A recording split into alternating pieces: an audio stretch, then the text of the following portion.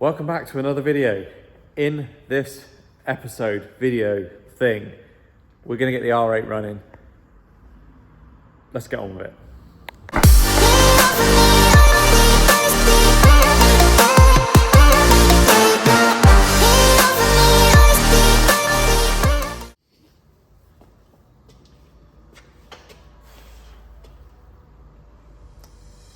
First ever start. I haven't started this yet. I've been through it 4 or 5 times and I'm pretty confident it's all good. Check for fuel leaks, it all seems all right. So I'm gonna try and start it now. I really hope this works, because after 10 weeks of it just been sat in the back of the workshop, it's been doing my nothing. I've got the ECUs back from Ricky at Audi Performance with the mobiliser delete on. So what we did in the end, we basically, or Ricky, sorry, just deleted the immobilisers from the APR ones because they were locked and we couldn't clone the map. So fingers crossed, I'm going to start this and it's going to work.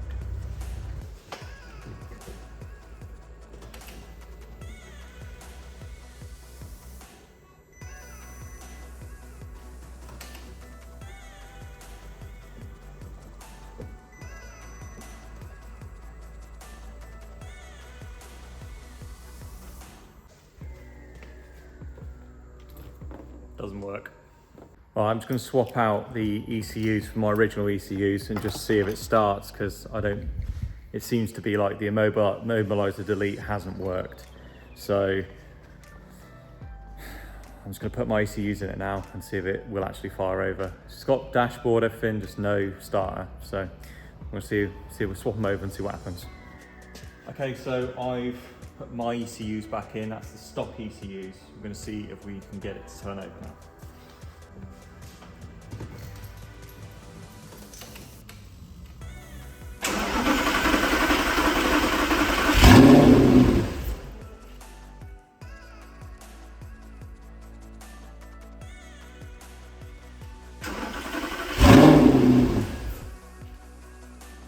Well, it runs for a second. That's not going to get me very far. Okay, so the reason it appears that it won't start is basically, I've scanned the ECU. It's coming up with no signal from transmission control module. So obviously, if there's no signal from the transmission control module, it doesn't know where the car is, doesn't know if it's in neutral, therefore it won't start. So I believe these ECUs have come out of an R-tronic. So what we need to do is go into the ECU with VCDS, code it to be a manual, and then fingers crossed it's going to start. So let's do that now. Okay, we're at the point now. We're going to start this up, and I hope it works now. We've done the delete of the transmission, so it now knows it's a manual. So hopefully it's going to turn over and it's going to run.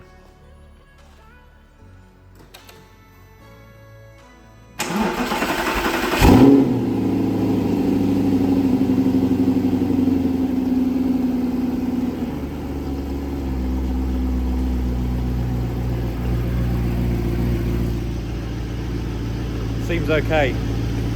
I'm waiting for something bad to happen.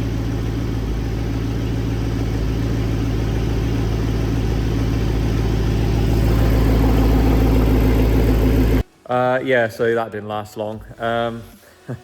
So ran it up, obviously, as you just seen, and there's a little fountain of oil coming off the front of the sump down at basically down the front here, which turns out is coming from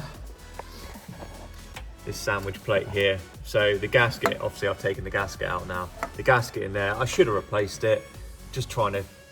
I'm just getting really impatient with it now, and I just went, yeah, bolt it down. So it's just a flat plate on there, and it just bolts down to there. This is where the original oil filter housing goes, and there's a little blanking plate on here. So we've got a new gasket coming today, so hopefully we're going to chuck that gasket in, bolt this back down, and then we're going to be able to drive it. Because it was so close yesterday, but yeah, we just didn't quite get there. Okay, so the gasket's in. It was about 3 mil 3mm bigger than the one I took out, so 3mm wider. So obviously it's been pancaked by the old oil filter housing. Schoolboy error. Anyway, we are ready now to put the charger back in for the fourth time. So we'll do a little time lapse for that bit. So enjoy.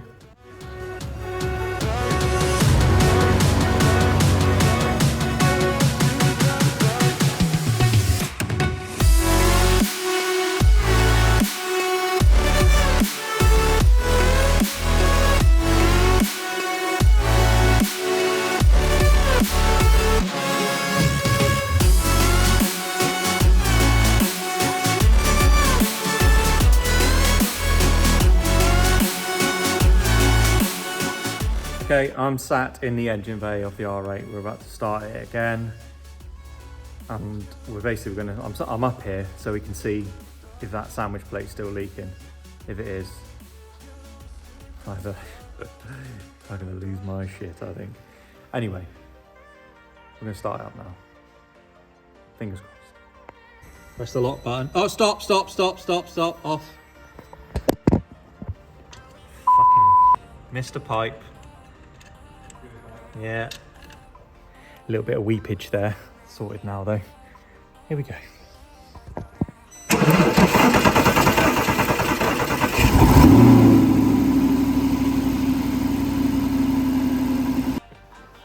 Another gone to waste. So here we are again. Another day I'm not driving the R8. Basically, I'm gonna say you can tell. Right, basically the situation now is that we've checked the oil filter relocator. Basically really quickly started the car with the filter off, and the oil comes up from the feed the way it should do, and we poured oil down the drain and it goes away. So the only thing left here is the oil filter. So that oil filter is a new filter, but it came with the kit. It was already on. But when I looked back at the photos the guy had sent me, actually there was a K&N filter on it. So he's took the K&N off, which filled the whole piece, the whole gap. There was no gap around the filter housing. It fit really snug in the filter housing. This one, you can get your finger around it. Obviously, oil filters have got flow rates, they've got pressure ratings, they've got pressure release valves in them. There's so many different things that goes on inside an oil filter. I'm just hoping. I've ordered a K&N, so I managed to get the number off the picture, 3001. So we've ordered one of those, we've measured it, it's the right size. We're gonna basically put that in tomorrow, start it up, and if it leaks, I don't know. I think I'm gonna give up. It's gotta be that. So what we're thinking is, it's pressurizing, it's coming up through, the filter's not, possibly the wrong microns, it can't feed through the filter, it's not the correct for the car, so it's sort of pressurizing, and then it can't push any more through, so the easiest place for it to give is on the rubber seal that's back underneath the V, where the old filter housing went. So brilliant this stuff is. I love being a mechanic. You've got to do this kind of thing where you're like, oh, well, what that? No, it could be that, or it might be that, or it could be that. Just guessing, ain't you?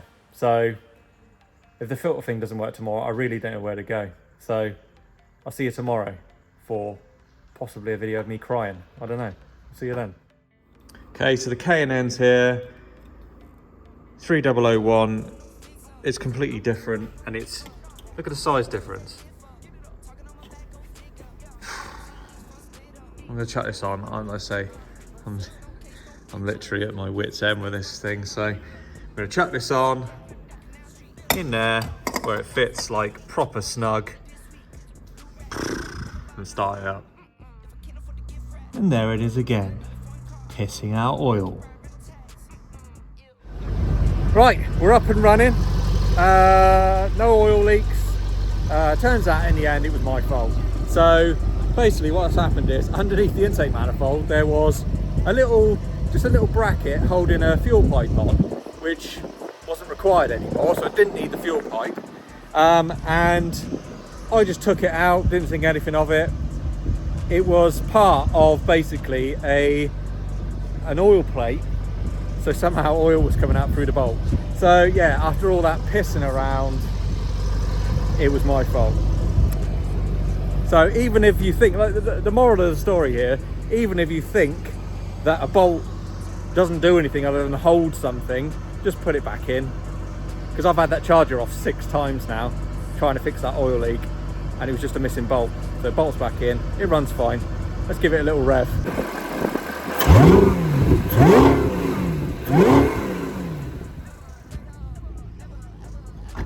Now obviously I can't actually properly drive this. I have just taken it up the road. I can't actually properly drive it until we've wired up the temperature sensors to the MAF, because it's got to take a temperature reading after the charger, not before, because it'd be useless, because the charged air is going to be warmer than ambient air, so it needs to take a reading after the air's been compressed. So it's actually got little temperature sensors just after the charge cooler cores. And obviously we need to bleed the charge cooler system as well. Currently just bleeding the radiator, or radiators, coolant system, etc. So we've got to do all that. So I think the main thing is it's running, and I didn't have to set it on fire. Okay, so we're at the point now where I've got a few more bits to do, but I really want to see if the second part of this job has gone, because I mean, don't know if you remember, we were actually fitting a aircon compressor to this because the aircon compressor didn't work. So we're going to get the machine out, we're going to do a leak test, we're going to top it up, and then see if the aircon works, and see if we can get 2 out of 2 today. All right, so here's the aircon machine that comes out once a year for like 3 jobs. Don't really push aircon because it's not that lucrative. It's, you know, for the cost of this machine and the gas and stuff like that, you're charging 50 quid to do aircon, and it takes an hour. It's just, yeah, I mean, that's probably me sounding lazy, but not the kind of way I want to make money. But right, anyway, we got to connect it to this one and to that one. Ignore that zip tie, that's just there temporarily, honest. So we're going to get it hooked up, and we're going to do a leak test. And luckily for us, this is German, so it tells us right there it needs 650 grams of R134A. That's the good stuff, not that horrible new stuff. So anyway, I'm going to get this hooked up now, charge the aircon, or leak test first. I'm getting ahead of myself, and see what happens. Right, it's on its way now. So I'll put it on a 25-minute leak. It just makes it more reliable the longer it can hold vacuum, because if anything's going to blow, so it pulls vacuum for 25 minutes and it'll do 2 minutes of a leak test. So basically the negative vacuum here, that's going to go to 99, and then it will measure from -1 bar, and it'll basically register rise in pressure. So if the pressure goes to say 0.9, then it will fail because it's got a leak. So it's got a tolerance of like 10.10, I think. So we'll come back to this in 24 minutes, 10 seconds, 9 seconds, 8 seconds. Well, it's passed. So it's now injecting the oil. And once it's injected the oil, it's going to go on and inject the gas. It might take a while. Right, in goes the gas. So far, so good. We're doing all right. We've passed the leak test, we've injected the oil, and now in goes the 650 grams of AC gas, which I'm not going to sit here and watch because it takes a little while, as you can see. Oh, it's going in. There we go. So it's feeding it up the pipes now into the AC system through the low pressure and the high pressure. Fingers crossed, I'm going to fire this up and have some nice cold air. As lovely as it is driving around with the windows down to hear the noise that it makes, sometimes it gets a little bit windy and you just want to have a bit of comfort. Nearly there. Right, we'll come back to this in a minute when I'm in the car testing my new aircon. Fingers crossed. Okay, we're now at 100%. I'm just going to give this a minute before we start the next procedure, which is shutting off the valve so we can empty the hoses like that. There you go, look.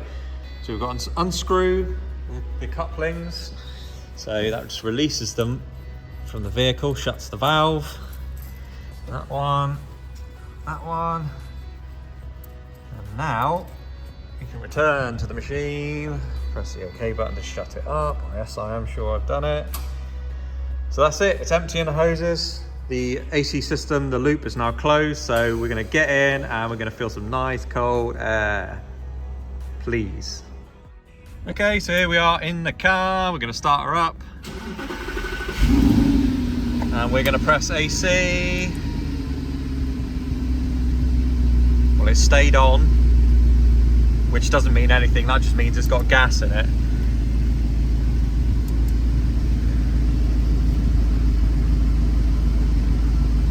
It's on cold. The AC's on. Is it working? Please work. Oh my god. Oh my god, I think it's working. Oh, I don't want to get my hopes up. It feels colder than it normally does. It's working! 2 for 2! This is, I'm gonna go buy a lottery ticket. Oh my god! Oh, wow. I mean, a bit of a change around from the start of this video where I looked like I was, well, I always say it, but not very happy. To now, I've got aircon and a supercharger that works. Do you know what? I was getting so fed up and I was like giving up. And now I'm just like, I'm buzzing again. I can't believe it. The aircon's working for the first time since I've owned this car. It's blowing lovely and cold. And it goes, whew, whew. That's the supercharger. Oh my God. Right. A few more bits to do and we can actually do a road test video. I can put my foot down. We can see how well it goes. So, I don't know. Move on to something else now. Yeah. We're going to cut it there for once on a high. So, thanks for sticking with me. If you have stuck with me, maybe you got a bit depressed and turned it off halfway through. So in the next video, I've got a few little bits to do left to do, and basically a bit of wiring to do, and then fill the charge cooler up, and then we can get it out and properly. We're gonna do a road test. We're gonna do a big sort of reveal video and all that stuff. So don't forget to subscribe, hit the like button, and I'll see you in the next one. 'Cause maybe it's not